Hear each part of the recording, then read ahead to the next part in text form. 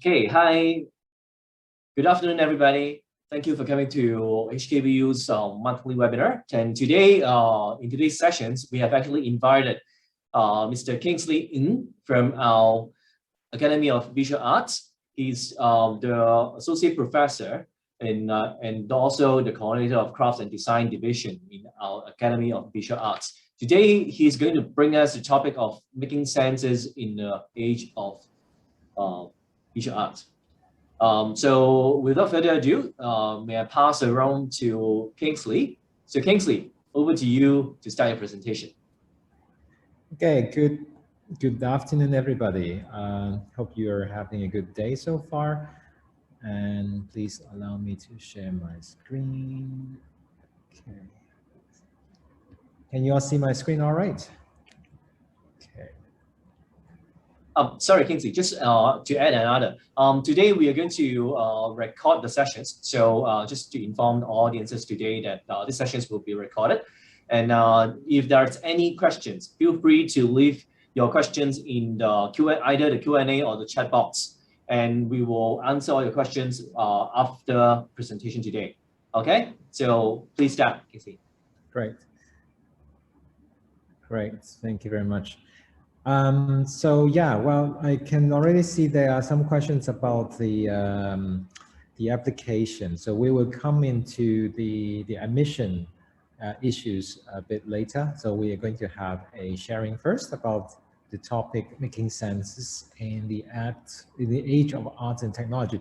But before we start, actually, the participants, would you like to just tell us where you are in the chat box, just to see how many people are from Hong Kong or you're in other places around the world? Yeah, could you type it in the chat box? Cool. Awesome. Wow, even from Nigeria and Russia, Indonesia, India, Philippines, Myanmar. Very cool. So, wow, we are like the United Nations here. So welcome friends from all over the world and hope you are doing well. And yeah, Cambodia as well. So hopefully we have a little bit of time to interact with you as well after the sharing session. So today we have two parts. One is more as a general overview of this topic of making senses in the arts, in the age of arts tech.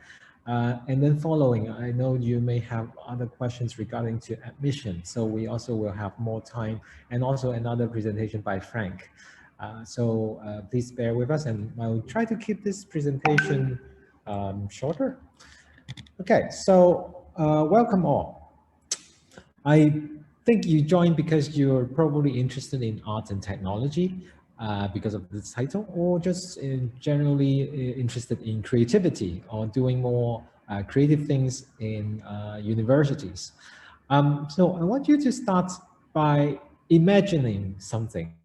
Okay, imagine the sensation of looking at a painting in the old days. Okay, so old days, that's without your phone, right? And computer and screens. And so in many years ago, just try to maybe close your eyes for a second. How is it like to see a painting or an image? Right. So how do you feel when you see a painting or an image, or any paintings or any image, maybe hundreds of years ago? How do you feel? Okay, so not what you think, but how do you feel? What's the sensation of seeing a painting of different sizes in front of you, right? Just for 1 second. You can be anywhere in the world. And actually, if you think about it, before photography, before iPhones, before computers, before all these image making devices, actually seeing an image, it's powerful. It's like you're seeing something magical, right? In the caves. So it seems like, wow, some animals just somehow they are they were projected on these surfaces, um, or mirrors. So you see images, not necessarily as painting and drawings, but as reflections. And reflections in the old days, not everyone has mirrors too. So not everyone knows what you look like. You may be born for the decades, but maybe you have no chance of understanding, oh, okay, how actually I look. But sometimes you do see images, so you see reflections in the world, or even life forms. It's captured as images, as fossil, or sunburn can be an image, or even father and son, an image. So you may look like your father, your mom. That's also an image. The point is, imagine the sensations of looking at the painting in the old days. When you look at a painting long time ago, or it's a work of art, it's like seeing God. It's like seeing something from outer worlds. It's like seeing something from magic, from Harry Potter, something that is with a lot of emotions. A lot of people, when they went inside churches or temples, when they see art, they feel like they cannot stand on their feet. It's magical. But now that we live in the 21st century, we see images, we see paintings, we see a lot of things in life, but we don't feel for it. We don't have this kind of sensation. You don't feel like, wow, the world is so incredible when we see just images out there, because we are very used to images. You know, you take the train, the metro, the bus, when you go on the streets, when you take on your mobile, look on the computer, on Facebook, on Twitter, on whatever, you have excessive images, and we feel numb. When we have too much of something, we feel numb. So when we feel numb, then we keep demanding more, right? So like a child eating candies, if you keep feeding candies, then the child will always demand for more sweets. We don't know when to end. So we constantly ask for more stimulations. So in the age of now, when we think about art, we are always thinking of how can we have more images, more excitement, more this and that. But too much can also be overstimulated. So we may have information overload, like these memes here. So this is also a danger that in the creative worlds, yeah, we are very much now excited about metaverse and virtual realities and all these projection technologies and arts and technologies coming all together. But at the same time, our senses is becoming more desensitized. So we are less able to feel actually what is there in the world. So that's why when we look at arts nowadays, this is a big question. How we are using technologies, but how we can also regain or reclaim our senses. When we look at arts and technologies, one type of arts and technologies is relating to something called light art. So using light as a media to create art. So some people use paint, but some other artists may use light.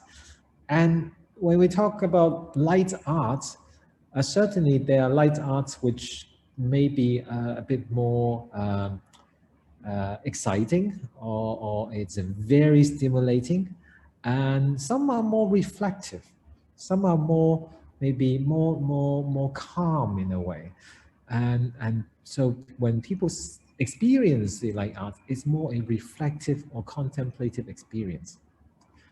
Now, so for those of you not familiar with Hong Kong, this is Hong Kong, and we are living in the age of pandemic. So wherever you are, you may have situations like that. People are very anxious about catching COVID, and of course, it's a global issue right now.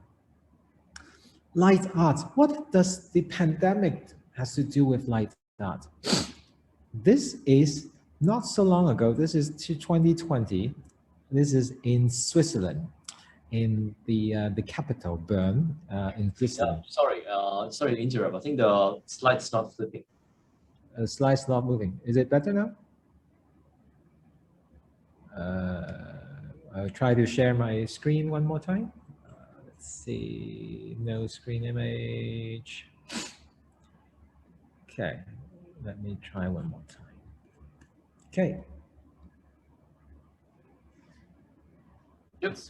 Okay, good. All right, so I don't know how much you have missed. So we looked into a number of images, even father and son, the presidents in the United States, they look very similar. That's an image too. In the old days, when we look at paintings, it's sensational. But now we demand for a lot of stimulations, and it's easy to have stimulation overload. So light arts can be a reflective experience as well. So this image you see now, this is in a public square in Switzerland at the capital. It looks really pretty. They are all candles. And this is to commemorate, to remember the people who passed away with the COVID pandemic. So what's this to do with light art, right? One of the biggest light arts festival, you see these projections, and now that you see this is like a Van Gogh kind of projections in Lyon, in France. This, for many people would say, it's one of the earliest light arts festival that involves arts and technologies. How early was it? Well, people say it dated back to 1643. And why? Why people put up this festival? Well, the reason is, in the old days, it was just like today. Europe was struck by big disease. It was the plague. So a lot of people died. And at that time, people has no Pfizer or no Zoom. So it's not the same ways of dealing with the pandemic right now. It's very, very terrible. And so at that time, people, what they can do, they can't do much. They pray. So the municipal, the councillor said, well, how about let's all pray together and pay tribute to Mary, Virgin Mary. If we do so, and if the town is spared, then let's make a promise and say that for every single year, we will have lights and candles offers to the name of Mary. And that was the beginning of the Lights Festival in Lyon, many hundreds of years ago. And now, every year in Lyon, now with the pandemic, maybe it's slightly more troublesome, but you would have a festival like this, full of lights and full of projections in the city center. And the birth of that, it's because people wanted to pay tribute to Virgin Mary. And likewise, in these kind of scenarios, it's a kind of memorial. Okay, so the Lumiere festivals, there is an adaptation in Hong Kong and in Macau, various lights arts festivals in the world, in Japan, and it's very, very pretty. But also behind the pretty image, there's also a lot of also very heavy moments with this type of art.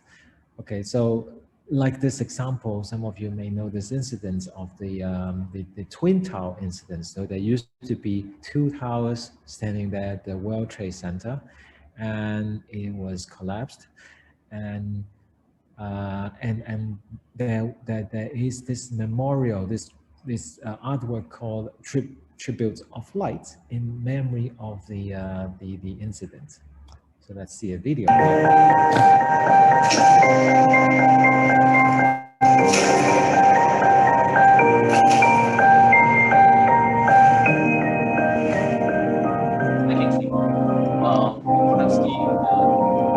We can't see the slides moving. Sorry, we still can't see the slides moving. The screen is not moving.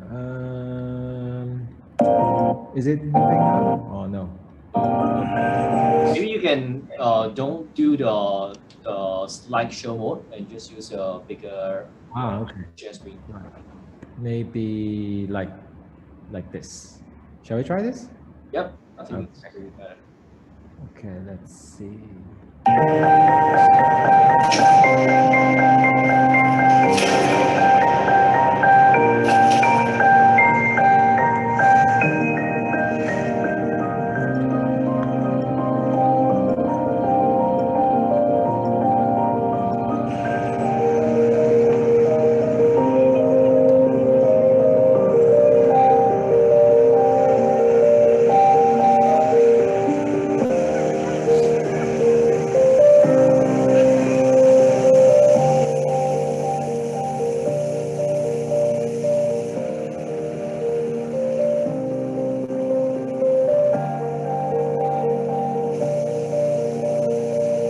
Okay, so you get the idea. It's a very contemplative work and remembering those people who passed away during the 9/11 incidents. Now, another similar looking work, but in a very different context.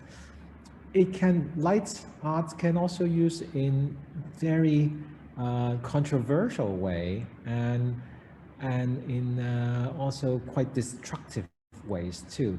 So this is Cathedral of Lights by the 90s rallies. Can you see the screen? No screen? Okay, maybe okay, how about this? Is it better? Screen? I think yeah, just use this mode will be Maybe better. this mode is better. Okay, right. So we just seen the lights art in United States in memory of the 9/11 event. And now this is a very different context. This is the Nazi rallies in the 1930s. So Nazi Germany used light arts as a way to demonstrate their political power. So you can also see it can be very controversial depending on who is using light arts for whatever means. So now that's just to give you a bit of context of how some light art or arts and technologies, in this case using light, they have different expressions. Some can be very stimulating just for the stimulating state, but some type of art can also give you very contemplative, very soothing, very reflective experience. Now, arts and technologies, we hear it all the time nowadays, right? So a lot of big companies are also investing in, say, Google doing the toothbrush and then Facebook doing the metaverse and a lot of newest technologies in the art sector. Um, but art and technologies is not that new, actually, if you think about it, right? So people in the old days, they may be called polymath or Renaissance man or universal man, like Leonardo da Vinci. As of course you know, he's one of the greatest artists, but he's also a great inventor. He created like flying machines and the human anatomy and all very exciting things. In Asian China, there's Mo Zi, also excelled in the art and also in science. In the Middle East, there is Al Haytham, also prolific in arts and science as well.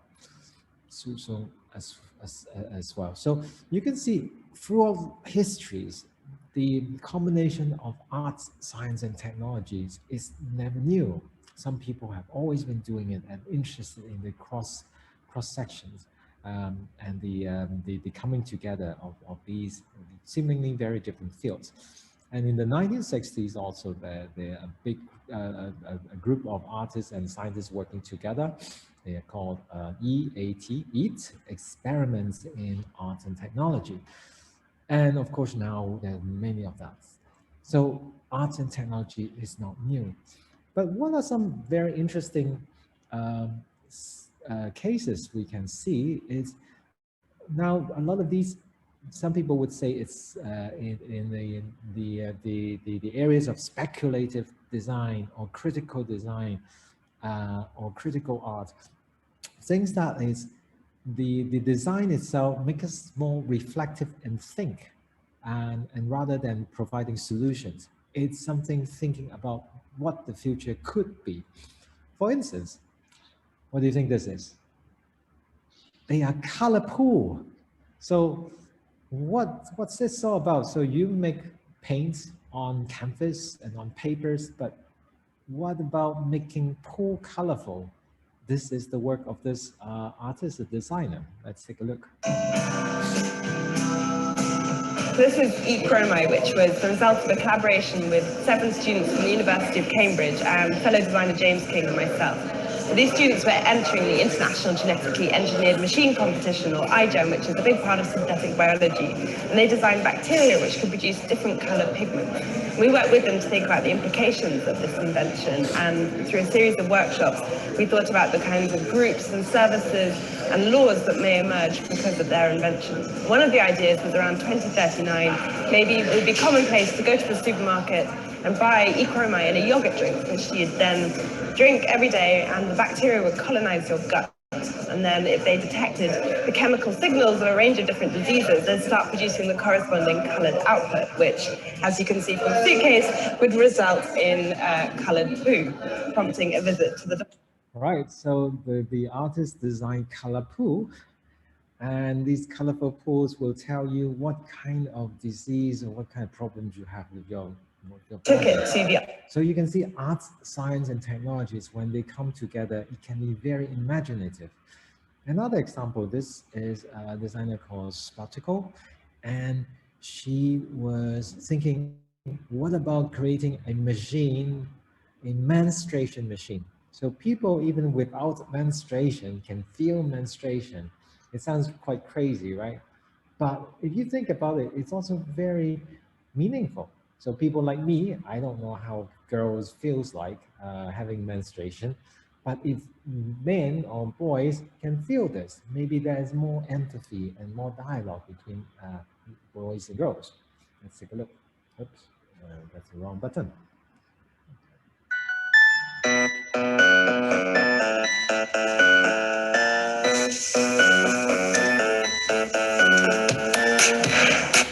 maybe it's best. ここが、ヒロミさんのところに当たってですね。あ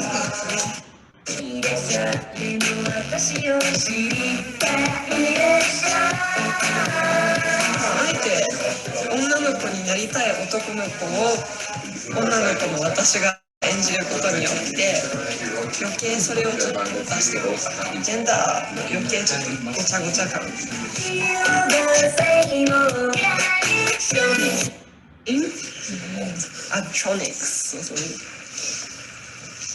You can see all these sensors, and when you wear it, then even for the boys can feel the pain of having menstruations.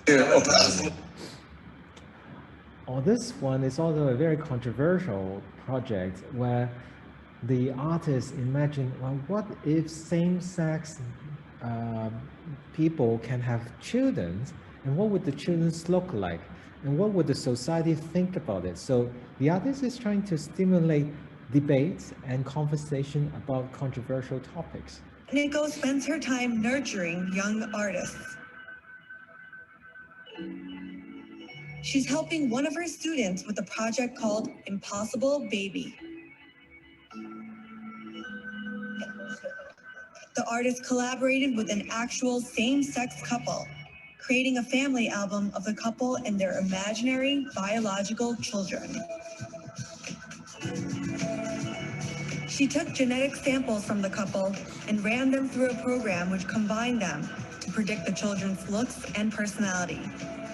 Computer graphics were used to simulate images of the imaginary sisters.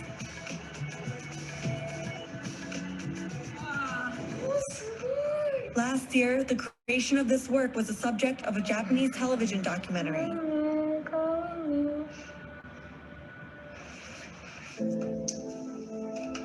it has sparked a lot of discussion about how same-sex couples will have children with both parents' genes in the future.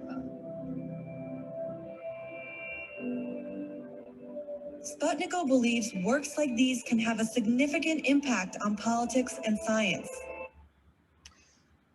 Right, so yeah, you can see examples of how art and science and technologies, when combined together, helps us feel about our world differently or give us new imaginations toward the future. I'm also going to share some other projects that I was involved with and how arts and technologies can help sense our world. So you might have seen from the image of this talk that is a hand and with some lights. What's that all about? Well, this project was done quite a while ago, 2005. And how may we sense the past with the future? This is somewhere in France, in Roubaix in France, in the north of France. It used to be a very rich town, but in the industrialization, at that time, a lot of factories were there, and a lot of textile factories were there. But a lot of that moved out of the region now, and so you can see areas look like this. So a lot of abandoned factories everywhere. And people still remembers and ties with the history of the textile industry. And so there was a project of what about just imagine if we can turn this 250 years old weaving machine back to life and how to sort of combine the past with the future and make it into a musical instrument that people can play and make their own music.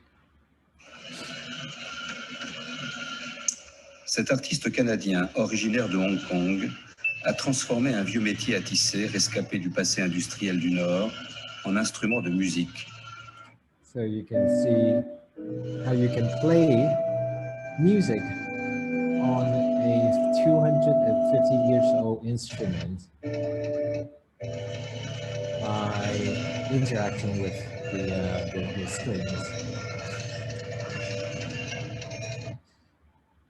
Or how may we sense our hidden surroundings? So there are many places actually in our everyday life that we don't have access to, but it's actually full of meanings. And it's also doing quite a lot to us that we may not know. For example, the drainage. So at least in Hong Kong, there's pretty good drainage system. Then you can see it's flooding here. It doesn't look like a big flood, but it's still quite disturbing. This is in the older days. This image is in 1997. It was flooding all the time in the center of Hong Kong. And then people started to build a lot of big infrastructure underneath the ground to help with the water going to channel it to the sea. But this kind of infrastructure, people do not see it. People only call up the drainage services department if they have a problem, right? So how do we sort of maybe use art and some technologies to maybe show different sides of the cities and what is underneath our feet? So we created this event where people can actually go inside this huge water tank that is underneath a park. And every summer, it's actually a temporary storage of water so that there's no flooding in the area. So people walk through a tunnel and then see a media artwork inside the big tank. I'll speed up a little bit so you can see people goes into the spaces at school. People will go inside one of the pump building and then down this little tunnel.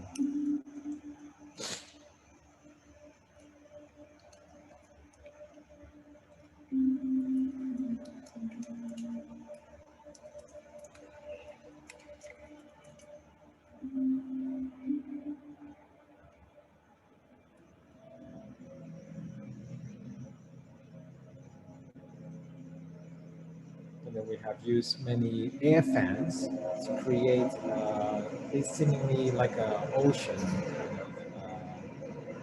kind of impression.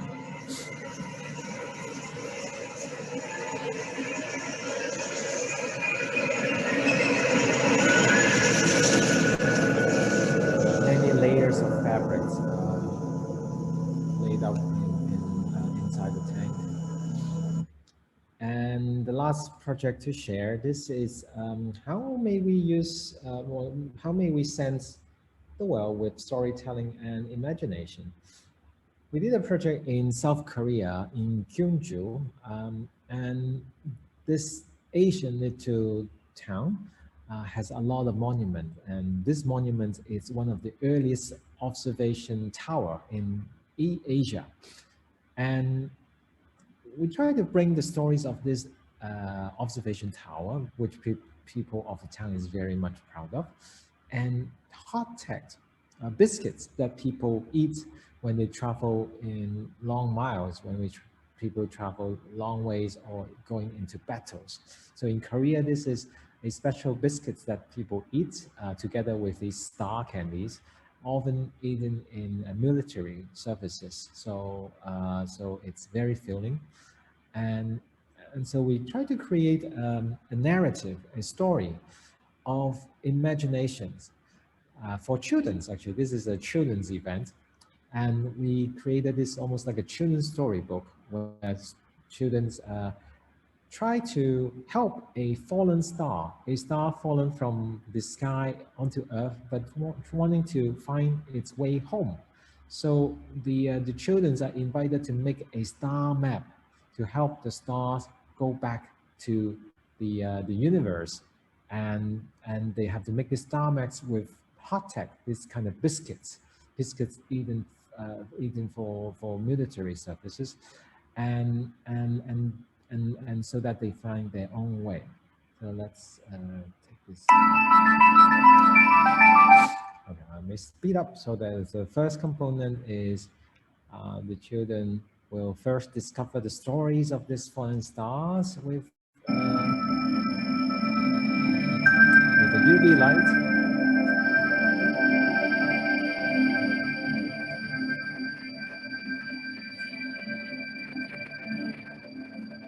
And then a miniature train will bring them the ingredients to make these biscuits.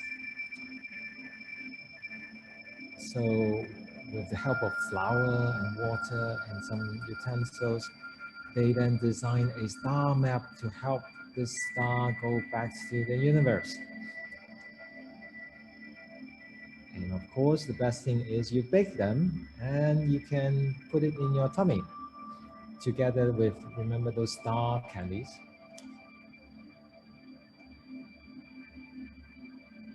And last, we could print these star maps as giant stickers at this art center.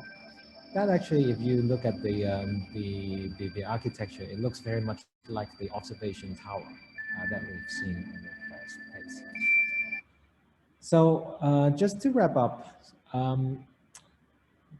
there's quite a lot of stimulations in the city, and it's also very cautious that are we contributing to desensitization? So are we contributing to these kind of sensory overload, or actually we can actually have more quality of experience with what we make? So this is also quite a big question when if you are interested in arts and technologies. So is it only for selfies, and what's better? What can go beyond just pretty selfies? Is there something more substantial meanings, or can people actually feel and contemplate with the experience? So that is a question to leave for you to think about. Okay, so that is my sharing. And yeah, thank you very much for all these comments. I was very much focused on the presentation. I wasn't following so much with the chat box, but if you have any further questions, I can also take them.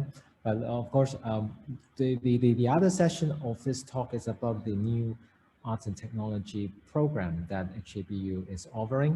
So it's going to be the first year that we offer, and it's very exciting that the university is interested to devote an entire program in arts and technology. And so, yeah, if you have any questions about this, we can take answers. So we do have a question about portfolio submission, right? So there, if you are in the admission process, we will be sending you the submission guideline, and there should be 5 items. So 4 of which should be creative things that you do. And we want you to be very free about what you want to submit.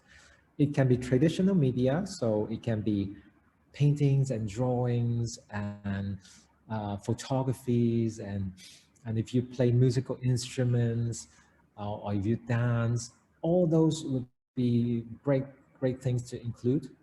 But as well, maybe you would say, oh, I like to do those STEM or STEAM type of projects. So for example, you may have built some electronics, or you may build some models, you may have built like a plane or boats or some kind of robots or some kind of electronics. Those would also be very interesting things to do. Or even if you have done something very creative, let's say if you make a special present for your parents or your boyfriend or girlfriend, but you think it's very creative, yeah, why not include it? So the portfolio is for you to demonstrate your creativity. So creativity is also meaning your ability to create, to make things. So if you make something that is creative, please put it in. So we ask you to choose no more than 4 works. So you can have, say, 1 drawing, 1 photography, 1 video, 1 maybe you design a website or something like that, and then yeah, put them in. And then 1 last item you should put is a writing sample. So in your coursework in your high school, you might have written something about art or about science or about technology. So some kind of writing samples from your classwork assignments would also be sufficient. So all we need you to do is to submit those 5 items, and then you're all set for the portfolio submission. Yeah, so another question is, will students use a lot of facilities? Yeah, so HKBU, we have different departments and faculties. So the arts and technology will have access to the Academy of Visual Arts and the Film Academy, and also the Academy of Music. So there are many facilities that you can use, and likewise, well, there's also the new building that's being built as well. So in a couple of years' time, hopefully, if you enter right now, maybe in your senior years, that will also be ready by then. Any other questions from the floor? If you want to ask, you can either raise your hand or you can just put them down in the chat box. Yeah. I got another questions from the Q&A that we get an email about these instructions. So what Kingsley was saying that if you have already applied to the arts and technology program, then the portfolio submissions, there will be an instructions sent to your email box with what is expected and when to submit. If you are planning to apply to the programs, I see some of your names here. There are potentially, I think, considering to apply to HKBU in the extended round. Then once you complete submissions or and applications, we will actually send you the instructions for the portfolio submissions. Yeah, thank you. And there's a new question. Will there be a chance to create things out of art and technology? Well, that's the point of coming to the program. It's to make things. So there will be like lectures and something that is more thought based, but a lot of the things that you do will be hands on to make things. So certainly to make things with art and technology. That's the point of coming to the program. Okay, good. So if data is not combined with imagination, will there be any new discovery happening, or will it just be another image or occurrence in our daily life? If data is not combined with imagination, that's a very interesting question. Well, there's no one way to make things in art. So data, I assume you are talking about, say, like big data or something that is very digital. It's not combined with imagination. Um, yeah, well, it can be combined with other things too. But yeah, some people may want to inject more imaginations to things, and to be honest, I feel like imagination is something that we have to recapture. Often, as we enter schools, sometimes in primary schools and secondary schools, we are losing imagination. Because when we were born, if you remember you as a child, you have loads of imaginations. So sometimes when we are into the education system, we are losing some parts of imagination. When we're growing older, we lose parts of imaginations too. So it, yeah, it's good that, like, yeah, in our program we certainly cherish to have more imaginations injected to combine with different things. So there's another question. So I'm asking, do we have an illustration major or creative writing? For that part of the questions, we do actually have creative and professional writings in the Bachelor of Arts that you can either do some courses in it if you want to combine it into different programs, and illustrations that will actually be falling into the Academy of Visual Arts. That's right. Yeah. So today, yeah, you may we're talking more about the art and technology program, but at the same time, if you're interested, there are plenty of other options HKBU offers. So if you are interested to major in illustration, for example, you can look at what AVA Academy of Visual Arts offers, and you can have a sort of a more stronger concentrations with illustrations, and also with creative writings. There is also the another department to focus on creative writing as well. But at the same time, if you are in HKBU, then there are also opportunities for you to take some elective courses as opposed to a major. Okay, so that's another question. It's on quite specific about collocations. Maybe I will take that offline, and I will actually try to answer that through email. If you don't mind, maybe you can actually for Yanni, please send me just message your email address to the panelists, and then we will actually get back to you on that. I see quite a number of questions on that. Yeah, great. And Isam, you actually raised your hand. Do you want to switch on your mic to ask the questions, or do you want me to do it here? Yeah, so Isam, yeah, the question, it's a good question too. So it's, what about jobs, future jobs in arts and technology? Now, certainly there can be graphic and game design, but then, well, arts and technology is very multifaceted. So like a lot of arts industry, it's also moving digital, and there are also a lot of performance arts adding digital elements to it. So it's quite wide open. There's, yeah, certainly there's like graphic design and game design, but there are also, like, if you're interested in performance arts, then there are a lot of arts and technologies injected into performance, and a lot of the projects that I've just shown you today, they are not graphic and game design. They are like more sometimes some is in the research area, some is more in maybe education, some is more in how can we see the everyday life in a different lens. Some is more in museums, some is more on the streets. So it's very diverse. And once you're in the program, then you may find your own path.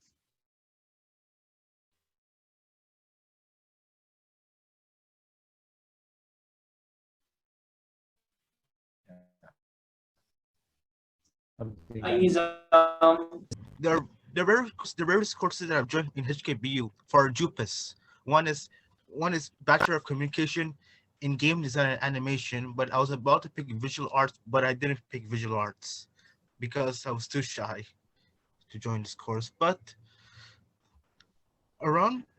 it's Bachelor of Arts and Technology. But wait, sorry, Bachelor of Arts and Science in Arts and Technology has has has something more in common, like in Bachelor of Communication in Game Design and Animation. Yeah, so your question is, are there some similarities between the game design program and the arts and technology program? Yes, sir. Yeah, sure. Very good question. Yeah, there is another program in game design.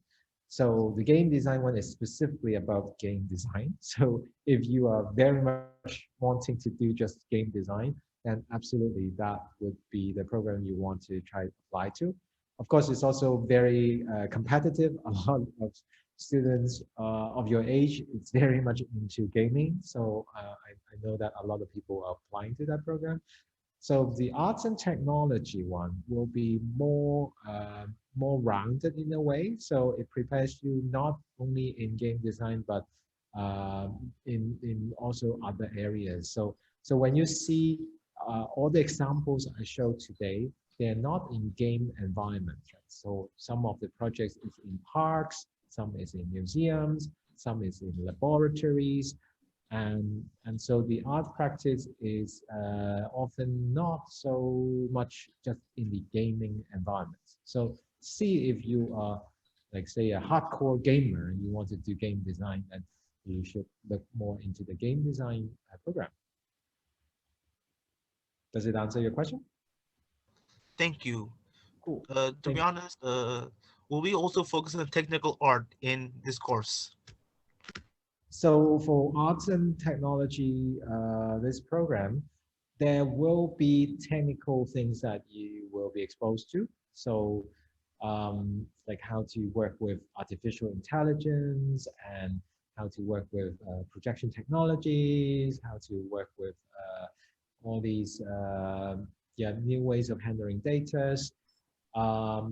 At the same time, there will also be more conceptual courses and more hands-on courses or more theory courses. So it will be a balance of some technical and some more theoretical and practice-based courses. I want to ask a question.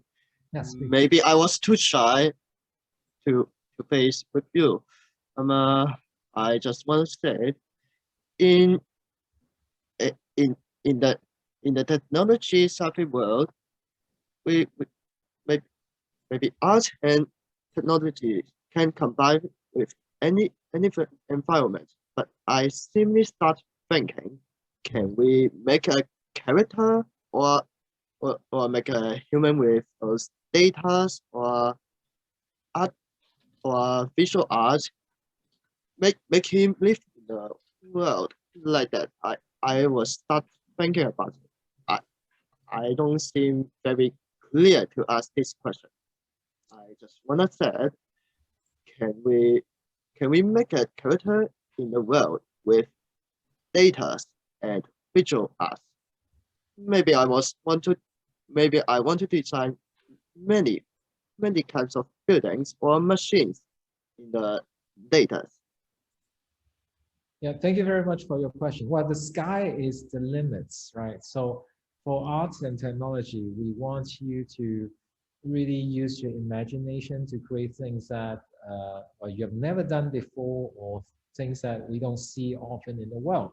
So if you have any bright ideas, yeah, coming to an arts program will help you find ways to discover how you may want to make your dreams come true.